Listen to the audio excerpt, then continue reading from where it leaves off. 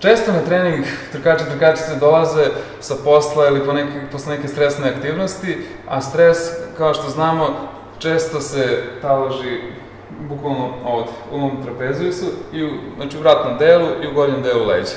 Kako bi opustili taj deo tela, mi koristimo foam roller, sa kojim prelazimo preko tih mišića i dolazi do opuštanja. Kako to radi? To jeste zapravo masaža. Ne morate da imate svog ličnog masera, bitno da imate jedan roller koji će da vam posluži za to. Namestite se, stavimo ga ispod tela i rolamo od ramena do kraja lopatice. To je nekih 15 cm i jednim umerenom brzinom prelazimo preko ovih mišića, koji se sada polako opuštaju. Kako bismo postigli još bolji efekat, samo ćemo da spojimo laktove, podignemo ruke gore, prepletemo i sada su se lopatice razdvojile. Sada još dublje možemo da uđemo.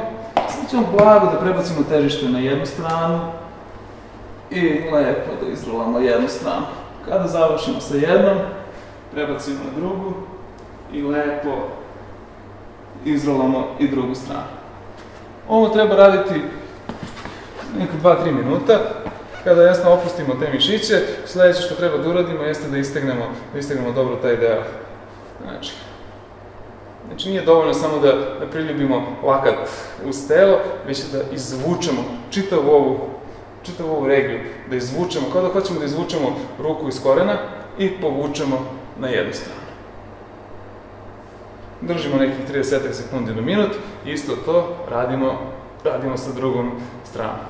Na taj način smo rasteretili leđa, opustili i sada možemo da krenemo da trčimo bez ikakvih bolova u gornjem delu tela.